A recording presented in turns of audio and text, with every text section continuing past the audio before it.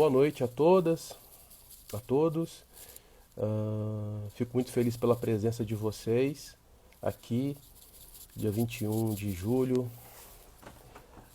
para a gente poder bater um papo, conversar um pouco. Então, primeiramente, eu quero começar agradecendo pela presença e pedindo também que, caso alguém tenha algum amigo, algum profissional, algum colega que tenha interesse pela temática, e que vocês possam ficar à vontade para compartilhar a live que está acontecendo agora, ok? Bom, meu nome é Daniel Péricles Arruda, no rap sou conhecido como Vulgo Elemento, sou rapper, sou poeta, sou docente da Universidade Federal de São Paulo, Unifesp, campus Baixada Santista, sou vinculado ao programa de graduação de serviço social. Então, qual que é o objetivo dessa live aqui, né? O objetivo é socializar experiências e trocar ideias sobre o tema, né? Só que eu queria fazer isso atravessado pela questão da arte, a partir do videoclipe O Retardatário, costurando essas duas grandes áreas de discussão, juventudes periféricas e medidas, né? Então, esse que é o objetivo, ok? Não tem uma intenção assim de aula, é mais uma coisa livre, espontânea, por livre associação. Embora eu tenha destacado alguns pontos aqui, mas eu queria fazer jus de um pensamento mais livre a respeito desse tema. Então, primeiramente eu quero dizer a vocês que o pontapé de toda prática que eu venho desenvolvendo na área da socioeducação, das medidas, ela teve um início quando eu atuei no SEAD, em Belo Horizonte, como estagiário. Depois eu fui efetivado para técnico. Naquela ocasião eu utilizava oficinas de rap e de poesia no trabalho com os adolescentes, né? Naquele contexto eu percebia que era necessário um caminho alternativo. Não digo um caminho mais fácil, trabalhar com arte também é complexo, mas um caminho diferente, um caminho alternativo para poder aproximar e ouvir o adolescente, o jovem que estava ali cumprindo medida. Então tudo começa nessa experiência no SEAD, onde para mim é uma grande referência de trabalho socioeducativo, né? Depois eu queria falar um pouco disso, que nem todos a gente tem que diferenciar e pensar na relação também entre serviços socioeducativos e socioeducação, né? São duas coisas diferentes, mas são duas coisas que estão em diálogo. Então, lá no SEAD eu fui percebendo que os adolescentes lá, os jovens, gostavam muito de poesia, de rap. E naquele contexto, foi um contexto também que foi lançado um filme chamado Querô, em 2007. Esse filme Querô, ele é um filme inspirado na obra do Plínio Marcos. É uma obra, um romance chamado Querô, Reportagem Maldita. É uma obra da década de 70 e que foi resgatada pelo Carlos Cortez. E logo criou esse filme chamado Querô, fica como sugestão. É um filme muito interessante para a gente poder pensar a realidade do adolescente, do jovem, em situação de vulnerabilidade, o adolescente, o ato infracional, o adolescente em contextos de fragilidade familiar, etc., né? Esse filme Querô, ele veio ao encontro no momento em que eu estava trabalhando dentro de um centro de internação e eu fui pensando, poxa, tem tudo a ver com o que eu estou desenvolvendo aqui, né? Então, o filme Querô, só para dar um panorama bem breve, bem rápido, ele vai narrar a história de um adolescente que na verdade se chama Jerônimo e ele tem o apelido de Querô, que vem de querosene. A base desse apelido é porque a mãe dele havia ingerido querosene e acabou morrendo e ficou o apelido de querosene Querô, né? Ficou essa marca do apelido nele. A mãe dele era profissional de sexo, o pai não conhecia, ele foi criado por uma senhora, a mãe chamava Piedade, e ele foi criado por uma outra senhora chamada Violeta, né? que ele diz no filme, né? Que ao mesmo tempo que é uma senhora que deu roupa e comida, mas também judiou muito dele, né? O filme não fala muito da infância do Querot, já mostra ele bebezinho, a mãe deixando ele na rua, a mãe estava alcoolizada, deixou ele na porta de uma casa e saiu pela rua, e de repente o filme já mostra o Querot adolescente, né? Então assim, um pulo aí, não questionando a qualidade do filme, mas só para situar que não dá para dizer como foi o processo de desenvolvimento do Querot, e também não era nem esse o objetivo do filme, mas já mostra ele adolescente, ali por volta dos seus 16 anos de idade, praticando ato infracional. E aí o filme vai desenrolando, o Querot ele acaba sendo apreendido, vai parar na FEBEM, antiga FEBEM, hoje Fundação Casa. Tem uma questão nominativa aí que a gente pode conversar também. E aí é uma coisa interessante, porque o Querot ele vai para a FEBEM pensando que as regras da FEBEM são as mesmas da rua. E com isso ele sofre. Ele acaba sendo estuprado, passa por violências e tal. Cena importante é quando ele vai para Solitária, chamada Solitária, e a associação desse espaço com os castigos que ele sofria quando ele morava com a pessoa que cuidava dele, que era Violeta. Então, assim, é um filme que traz uma história de um adolescente que ele mesmo diz, né? Ter muita raiva, muito ódio e que tem um sonho de ter uma arma, né? Porque em um assalto, ele e mais dois companheiros, na hora de dividir o dinheiro do assalto, uma frase aparece, né? Ele percebe que ficou com uma quantia menor e um dos comparsas, dos companheiros, fala para ele assim: olha, quem tem a arma ganha mais, né? Então ali é uma marca que eu percebi no filme muito interessante. Esse moleque, esse adolescente,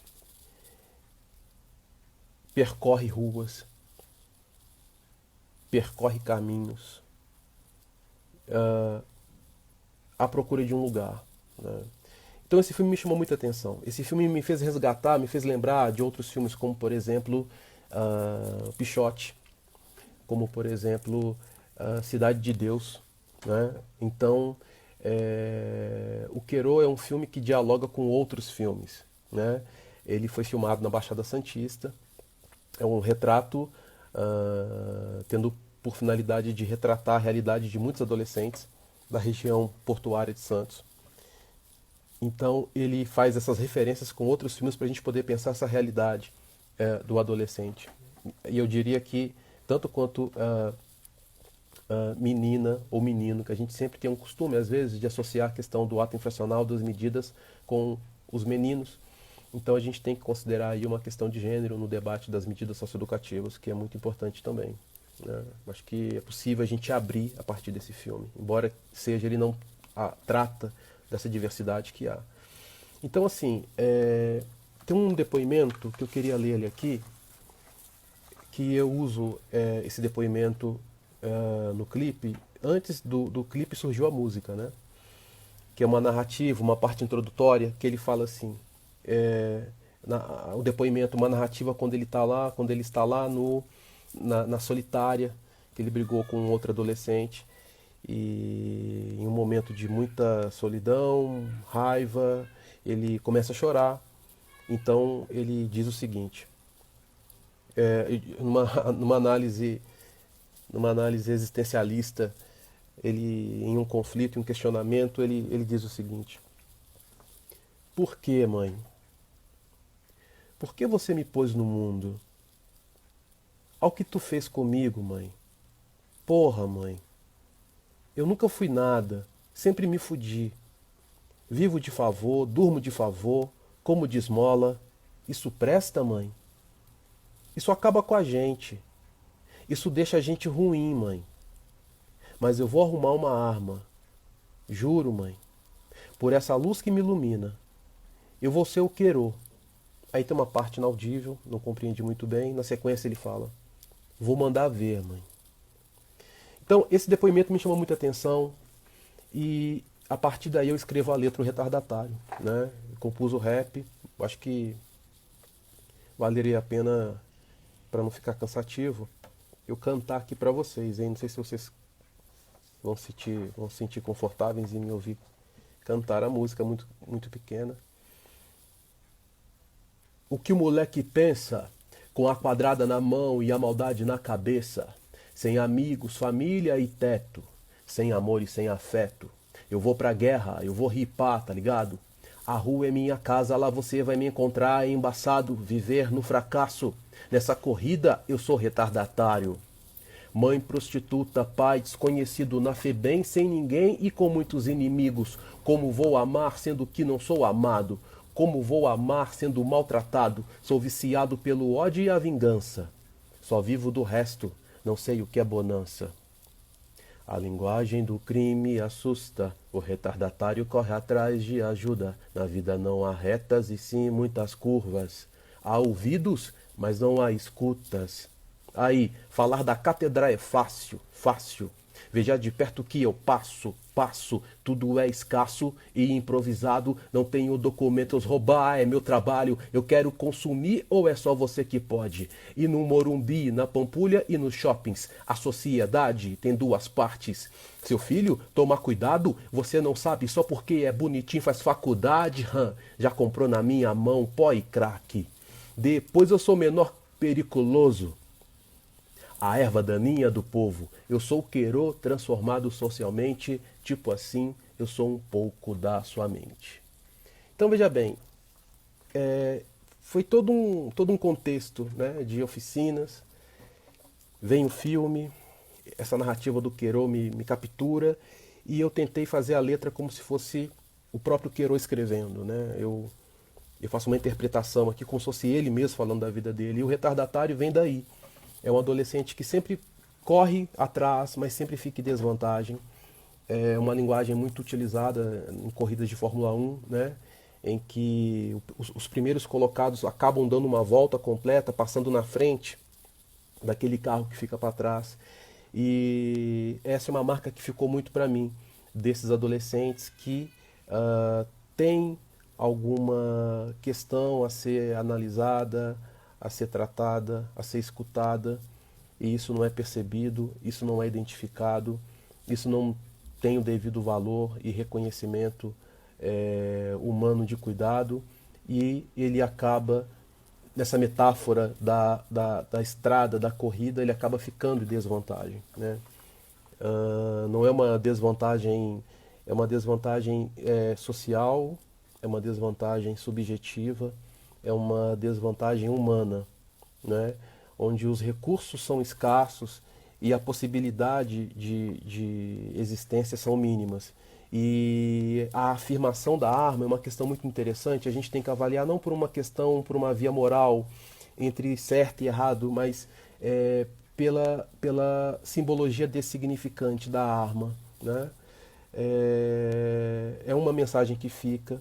Eu recordo muito de um autor que eu gosto muito dele, que é o Luiz Eduardo Soares, em que ele fala assim que a arma de fogo para muitos adolescentes é como se fosse um passaporte para o reconhecimento, um passaporte para a quebra da invisibilidade, né? O Soares ele tem uma citação que ele fala assim: uma das formas mais eficientes de tornar alguém invisível é projetar sobre ele ou ela um estigma, um preconceito. Quando fazemos, anulamos a pessoa e só vemos o reflexo de nossa própria intolerância. Tudo aquilo que distingue a pessoa, tornando-a um indivíduo, tudo que nela é singular desaparece. O estigma dissolve a identidade do outro e a substitui pelo retrato estereotipado e a classificação que lhe impomos. Então, eu gosto muito desse trecho, eu gosto muito da leitura do Luiz Eduardo Soares, quando ele vai discutir adolescência, juventude, para a gente poder pensar que é muito comum dizer que adolescência e juventude são construções sociais, mas fica a pergunta: quais construções sociais são essas, inclusive, principalmente numa sociedade como a nossa, uma sociedade que tem problemas históricos que não são resolvidos, problemas históricos que são deixados de lado, uma sociedade em que você vê cada vez mais uma limitação em investimento em políticas públicas, uma sociedade em que a gente identifica pessoas recusando a usar máscaras ah, ao sair nas ruas. Então a gente tem que questionar que sociedade que é essa, que jovem que é esse. E a lei não serve para todos. O entendimento de juventude não é para todos. Pois o mesmo tratamento que se tem para alguns jovens que são de classe média alta, em um mesmo comportamento você percebe uma diferença no trato quando é um jovem de periferia. E quando eu falo assim de juventude periférica, há de se pensar que não é somente, propriamente, diretamente aquele jovem que mora, que está geograficamente na periferia, mas tomar essa condição como um sentimento e como um ato político, não como uma maneira negativa, mas tomar isso como um valor pela condição da vida. Muitos jovens que estão cumprindo medida socioeducativa, vejam bem, eles caem dentro de uma rede jurídica, dentro de uma ordem legal, e a gente fica pensando, pelo menos eu fico pensando, será que não teria outra alternativa? Eu não estou evitando o debate sobre a responsabilização, não é isso. Mas pela minha própria experiência em alguns serviços, eu me perguntava isso. Poxa, mas isso não poderia se resolver de uma outra forma? No próprio filme mesmo, no Querol, a gente vê a passagem daquele menino pequeno que é deixado na rua para um adolescente e do seu ato para a Fundação Casa. E quando ele chega dentro dessa instituição, quero deixar bem claro aqui que nós temos grandes profissionais em muitos serviços. Em todas as áreas a gente tem bons profissionais. Não estou aqui fazendo julgamento dos meus colegas de maneira alguma, mas é uma questão para a gente poder pensar enquanto sistema. Qual é a lógica do sistema que coloca muitos profissionais numa situação em que eles acabam tendo que fazer ou lidar com situações as quais não queriam fazer, até mesmo aquilo que não acredita. Né? É uma análise que eu faço aqui enquanto estrutura dessa realidade. Quando a gente vai perceber o perfil dos adolescentes que estão cumprindo medida socioeducativa no Brasil, então a gente tem um retrato. A gente tem um retrato etário, a gente tem um retrato enquanto gênero, enquanto raça também. E a gente tem que pensar o que acontece, o que isso significa, o que isso expressa. A gente tem que pensar o conceito de socioeducação, para que serve a socioeducação, qual que é o sentido, o impacto da socioeducação na vida de um adolescente. O papel do educador, ele é um papel muito importante, porque o educador é aquele que faz a mediação do adolescente e do jovem com o mundo. E de tal maneira que, em alguns contextos, o educador ele acaba entrando na linha de tiro entre o adolescente e o mundo. Quando eu falo a linha de tiro, é quando ele acaba até mesmo sendo ofendido por esse adolescente. Mas até para isso se percebe, a gente tem aí uma postura técnica e ética de lidar com essas questões, com essas demandas. Né? Então, a ideia de fazer a música e, consequentemente, o videoclipe, veja bem, o clipe foi gravado em um parque aqui em São Paulo, chamado Parque da Juventude. Né? Não sei quem teve a oportunidade de ver, mas quem for assistir vai perceber. Parece o dia que foi gravado os espaços em que utilizei estavam vazios, mas procurando um lugar para gravar, eu pensei assim, poxa, tem que ser em algum lugar que tenha uma simbologia, que tenha a ver com aquilo que eu acredito e com aquilo que o filme também expressa. Todo mundo conhece o Carandiru, todo mundo sabe que o Carandiru foi um complexo penitenciário aqui em São Paulo,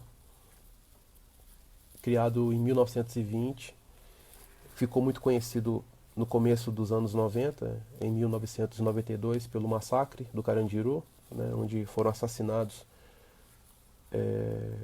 111 pessoas que estavam cumprindo pena. E no ano de 2002, o Carandiru foi desativado, parcialmente demolido, e construíram, consequentemente, um parque, e esse parque chama Parque da Juventude.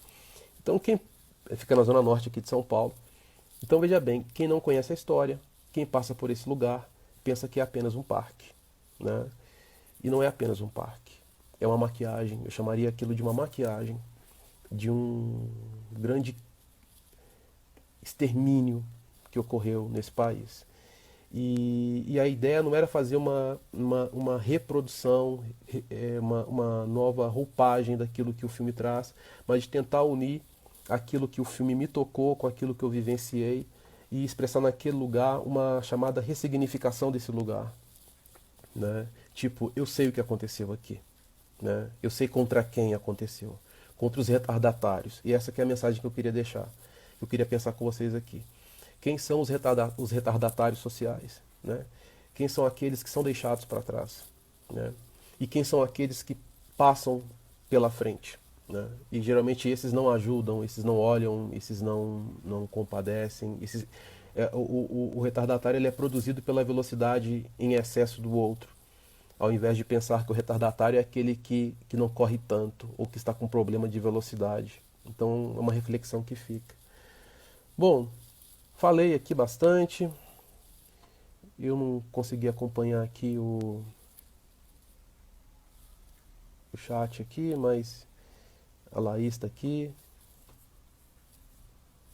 Tudo bem, Laís? A Laís colocou um comentário aqui.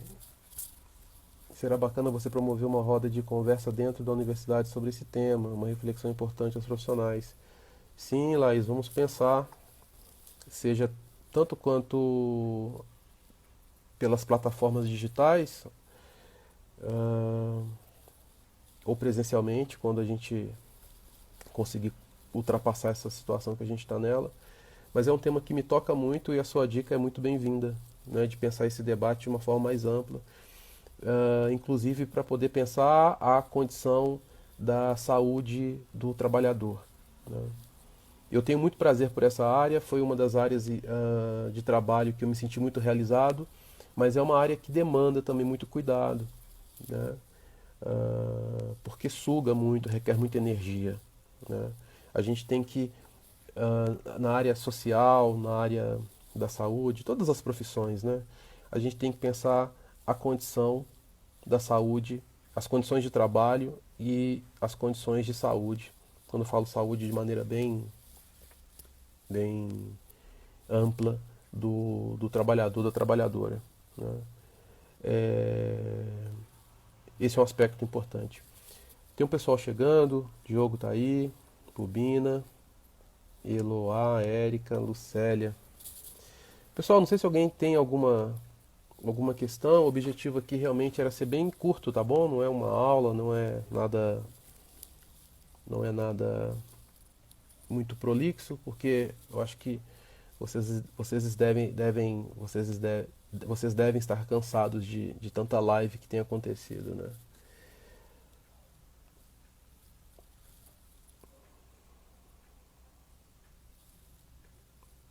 A dica que eu coloco aqui, a recomendação que eu faço acerca do tema, eu citei aqui dois filmes anteriormente, que é o Cidade de Deus e o Pichote, e também uma consideração acerca do Luiz Eduardo Soares, que é um autor que eu gosto muito, para a gente poder pensar essas questões, né? Isso aí fica como dica. É, Um outro ponto também que eu acho que é muito importante a gente pensar sobre as medidas, né? Eu acho que eu poderia falar um pouco mais sobre isso. É, Qual a finalidade das medidas socioeducativas, né, para o adolescente que comete um ato infracional? Eu fico pensando uma coisa. A gente tem que avançar alguns termos. Tem alguns termos que eles estão presentes e as palavras elas não são apenas palavras. Palavras são ações, né? As palavras elas contêm uma carga simbólica e afetiva muito forte. Mas me incomoda muito ouvir ainda palavras do tipo alcançar a meta, menor, ah, adolescente em conflito com a lei, família desestruturada. Eu acho que a gente tem que buscar a compreender e observar o que significa, qual o significado dessas expressões da realidade, né? O que a gente quer dizer com isso, né? Pegando aqui, por exemplo, o PIA, que é o Plano Individual de Atendimento.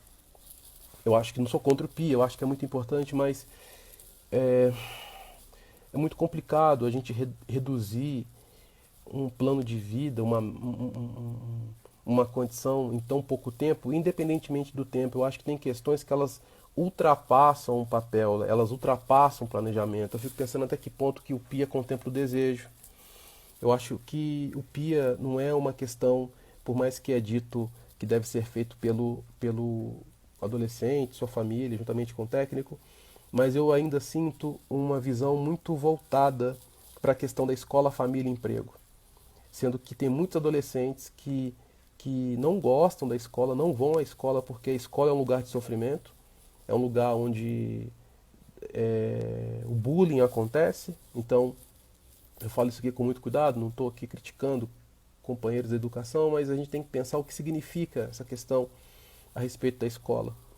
Ter a escola como uma escola milagrosa e pensar o significado desse menino, desse adolescente, dessa menina que não quer ir para a escola, o que significa isso, né? Da mesma forma, a gente pensar a família, né? Essa ideia romancizada, a família como um lugar perfeito. E eu lembro agora da Cíntia Sartre, quando ela fala da família, né? A família é um porto seguro, mas também inseguro. A gente sabe muito bem, seja quem trabalha na área social ou não, independentemente. Agradeço a todos que estão aqui, mas é para a gente poder pensar que a família também é um lugar do conflito, né? Onde acontecem coisas que não são tão boas. Então eu acho que o que falta levar em consideração é contextos, o que falta levar em consideração, eu percebo também, é a subjetividade. É por isso que às vezes a meta, essa ideia de meta alcançada, ela é uma cilada, porque eu só vou fazer isso para sair daqui, porque eu vou te agradar, mas não é o que eu quero. Eu lembro de uma querida professora Miriam Veras que ela me narrou um caso uma vez de um adolescente que ele era rejeitado pela família e apareceu uma pessoa que era referência para esse adolescente e a equipe de trabalho começou a potencializar esse laço do adolescente com esse rapaz. E veja bem, a família para esse menino era um lugar de desvalor, né? Era um não lugar. É assim como ele não se reconhecia querido nesse espaço, né? Então, a gente tem que tomar muito cuidado para a gente entender que não estamos trabalhando com a nossa família, estamos trabalhando com o outro, estamos trabalhando com as demandas do outro. E as avaliações elas devem ser feitas com muito cuidado. Por isso que eu gosto muito de enfatizar a importância da escuta, né? Como a gente escuta a juventude hoje. Vejam bem, sendo que no nosso tempo, talvez, coisas que nós fazíamos e que achávamos ruim porque os nossos pais, tios, responsáveis nos chamavam a atenção, talvez hoje um pouco mais velho, alguns de nós faz o mesmo processo com quem é mais novo, né? Então eu fico pensando é, é, como que se escuta, né? Como que se escuta uma criança? Como que se escuta um adolescente? Escutar é muito difícil. Eu lembro agora da frase lá do Rubem Alves, escutatória, né? A gente tem que ouvir, ouvir sem julgar, ouvir sem pressa, ouvir sem medo. Eu acho que para todo profissional, independentemente da área, é um ponto importante a gente ouvir, demonstrando para o outro que a gente está ali, disponível. Quando a gente se coloca disponível para ouvir o outro, há uma possibilidade, não estou fazendo aqui uma profecia, mas do outro confiar na gente, né? E tem uma outra etapa depois. A outra etapa é o que nós vamos fazer com aquilo que nós escutamos. O que o outro vai fazer com aquilo que ele disse. O campo da comunicação ele é muito complexo, né? Não é à toa que quando a gente talvez não esteja bem, a gente fala, a gente sente melhor. O que que isso significa? O que que essa fala que estava dentro de mim, que foi posta fora, foi colocada para fora, me fez bem, né? O que estava sujo que eu limpei e eu não percebi. Eu acho que essa é uma mensagem importante. Ainda mais no campo da juventude, que eu recordo de uma pesquisa que eu fiz, em que um jovem disse assim: a gíria, ela é a linguagem do jovem periférico. Eu achei isso importante, né? Tomar a gíria não como algo marginalizado, algo negativo, mas tomar a gíria e a gíria é muito comum das gerações, mas tomar a gíria como um modo de expressão que compõe e carrega um sentido, né? Que é de valor para aquele grupo. Então, um caminho que eu gosto muito e que me possibilitou assim, grandes construções, grandes descobertas e aprendizados no trabalho com adolescentes é pensar o campo da escuta através da arte, como por exemplo a cultura hip hop, a qual eu sou mais imerso, e pelo elemento que eu desenvolvo, que é o rap, né? Talvez o adolescente ele não consegue falar por ele não consegue dizer, mas ele talvez no contato com aquilo que ele gosta, ele se faz um sujeito expressivo, ou seja, ele fala através de um outro elemento, seja uma letra de funk, seja através de um desenho. Por exemplo, você vai fazer um atendimento com um adolescente, talvez uma camisa que ele esteja vestindo, como essa aqui, por exemplo, né, de um leão. Talvez uma camisa como essa aqui já é um dispositivo para uma abordagem, né? A gente precisa de pouco, mas ao mesmo tempo a gente precisa de mais e de muito para alcançar um patamar mais afetivo, efetivo no trabalho voltado para o cuidado, voltado para a socioeducação, né? No campo da perspectiva de classe é de se pensar se esses jovens, se a maioria desses jovens que cumprem medida, de qual classe eles pertencem e por quê, né? Recentemente eu assisti um filme, não sei se eu vou lembrar o nome dele agora, que se chama Trocando as Bolas. É um filme de 1983. Não sei se o Vidal está aí ainda. E depois ele poderia colocar o link ou digitar o nome do filme aqui. Alguém poderia digitar aqui. Trocando as Bolas. Qual que é a ideia do filme? É um filme interessante. São dois... o Ed Murphy que participa. São dois senhores, ricos, empresários, e um sócio deles está saindo de um prédio, ele acaba esbarrando em uma pessoa em situação de rua, que é o Ed Murphy, e o cara pensa que é um assalto. Não é um assalto, ele esbarrou, a pasta caiu, o Ed Murphy foi buscar a pasta no chão e o cara, não me assalta, não tira a minha vida, e não tô te assaltando. E aí já criou aquela situação. E ele vai preso. Só que nessa cena, para fugir do Ed Murphy, ele entra dentro do escritório, ele corre dentro do escritório, e esses dois senhores eles olham, ficam olhando a cena, a polícia chega e prende, né? Prende o Ed Murphy, vai pra cadeia. E aí eles tiveram uma ideia. Qual é a ideia? A pessoa é o que é pelo biológico ou pelo social? A pessoa comete assalto, violência pelo biológico, por uma questão biológica ou por uma questão social? E eles fazem uma aposta. Qual é a aposta? Eles tiram o Ed Murphy da cadeia e dá para ele uma condição. Uma casa equipada, mordomo, limusine, dinheiro. E pro rapaz que acusou ele de assalto, eles arrumaram uma estratégia lá dele ser preso. E tira tudo dele, cartão de crédito, casa, tudo. Ou melhor, tudo que era dele deu pro Ed Murphy. Inverteram a situação. Por isso que o filme se chama Trocando as Bolas. O que era do rico deu pro pobre, o que era do pobre deu pro rico. A condição. E eles vão acompanhando. O filme é um filme... Não vou conseguir qualificar aqui se é um estilo comédia, vamos dizer assim, uma comédia, e o filme vai operando nessa lógica, né, para saber o que vai acontecer. E o resultado é o seguinte: eles percebem que a questão não é uma questão biológica. E qual é o valor da aposta? $1. Né? Enfim, é um filme que é interessante. O Vidal colocou aí, ó, Trocando as Bolas, de 83. É um filme interessante para a gente poder pensar como que essas duas ordens se operam, inclusive naquele senso comum, né? Filho de peixe, peixinho é. Né? Eu acho que o filme dá condições para a gente poder pensar essa condição, essa realidade. Uma mensagem muito forte. Né?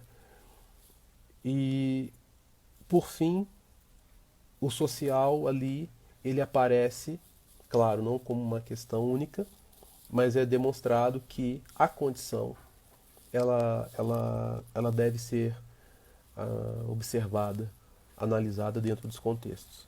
Por que eu estou falando isso? Porque o senso comum pensa que a questão da prática de atos infracionais refere-se apenas a adolescentes da periferia. E é um grande equívoco. O tratamento dispensado, disponibilizado aos adolescentes são tratamentos diferentes. Ou seja, um adolescente periférico que comete ato infracional, certamente ele vai ter um tratamento bem desigual em relação ao adolescente rico que comete ato infracional. Os caminhos são diferentes, sendo que a lei é para ambos. O país em que nós vivemos tem dom para produzir cotidianamente desigualdades em cima de legislações que pregam a igualdade. Esse é um grande desafio, né? Recentemente nós vimos aí o que aconteceu na Baixada Santista. Um desembargador foi abordado por dois policiais e acabou acontecendo o episódio, a cena dele ofender o policial e pegou a multa, hostilizou, jogou a multa no policial, chamou ele de analfabeto. Se fosse um jovem da periferia fazendo aquilo, ele seria preso automaticamente, diretamente, voz de prisão, né? Esse detalhe passou despercebido. Eu vejo as pessoas elogiando os policiais, não vou entrar nesse mérito, se tem que elogiar ou não, reconhecer ou não. Claro que eu não concordo com aquela postura, mas não é isso que eu quero dizer. O que o desembargador fez foi repudiado até pelos colegas dele. Mas se aquilo ocorresse com um jovem da periferia, o tratamento seria outro. Então a gente tem que observar o porquê dessa diferença. O porquê quando é negro, o porquê quando é mulher, o porquê quando é periférico. Levantar questões. Por quê?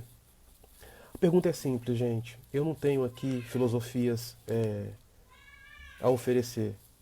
A ideia aqui é a gente bater um papo, eu já vou encerrar, mas a ideia aqui é a gente, às vezes, fazer uma pergunta pequena, de muito valor. Por quê? Né? É levantar uma questão pequena para a gente desenvolver a nossa ideia. Me marca muito nesse tratamento um adolescente que eu atendi uma vez, que olhando o histórico dele não era um caso de estar na internação.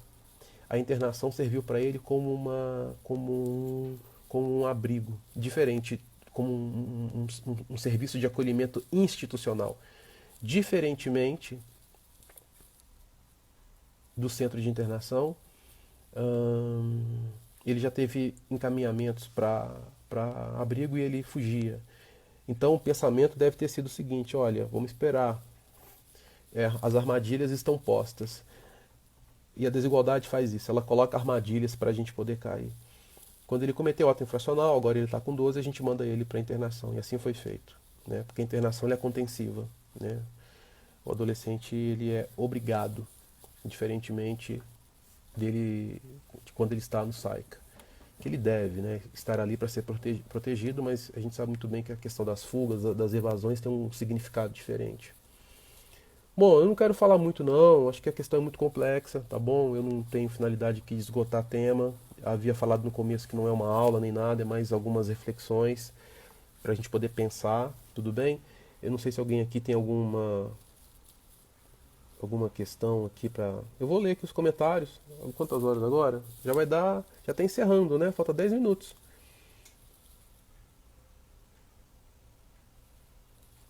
Eu já vou caminhar para o fim. Tem um comentário aqui da Gabriela, da Júnia. Acho que a gente pode encerrar, né? Não sei se alguém tem alguma pergunta a fazer. Quero deixar um convite aqui. Quero convidar vocês a acompanhar o trabalho que eu venho desenvolvendo, tanto quanto no meu canal do YouTube. É só colocar Vulgo Elemento que já vai aparecer para vocês, tanto quanto aqui no Instagram, ok? Semanalmente eu tenho postado conteúdos, poesias, artigos, vídeos, clipes. Eu gosto de trabalhar de maneira plural, dialogando com várias áreas, não somente com a academia. Eu acho que a academia ela tem que ser acessível, a linguagem tem que ser simples e tem que ser envolvente, ok? Então quero fazer o convite para vocês, para a gente poder continuar em contato. Fica o convite para acompanhar as redes sociais. Quero agradecer a cada um de vocês, ok? Pela presença, pelo pessoal que divulgou. Eu recebi muitos retornos aqui durante o dia, fiquei muito feliz com isso. Ok, pessoal? Quando será a próxima live? A próxima live tem uma data, sim, vai ser no próximo sábado, dia 25, 5 da tarde. Eu vou estar falando sobre racismo, cultura hip hop e juventudes periféricas. Ok? Dia 25, 5 da tarde. Próximo sábado, 5 da tarde. Ok? Pessoal, é isso, nosso tempo está acabando aqui. Não sei se tem alguma questão. Tem alguns alunos aqui. Julie, Cristina, a Dailane, a Graziella. Tudo bem, Grazi? Janaína. Pessoal, muito obrigado, ok? Eu vou deixar esse material aqui disponível aqui no Instagram, no IGTV, e compartilhem com os amigos, ok? Me coloca à disposição também. Se alguém quiser entrar em contato no direct, eu vou ficar conectado aqui mais um pouquinho. É só escrever, tudo bem? Fico por aqui. Um grande abraço a todas vocês, a todos vocês. Quem não viu o clipe, assista. Dá para pensar outros elementos também no clipe, o retardatário. Aqui foi só algumas pinceladas. Fica aí a recomendação. Rosângela Figueiredo está aqui também. Um beijão, Rosângela. E a Maria também está aqui. Lucélia, obrigado, Lucélia. E a gente vai se falando, pessoal. Me despeço por aqui. Até mais. Um abração.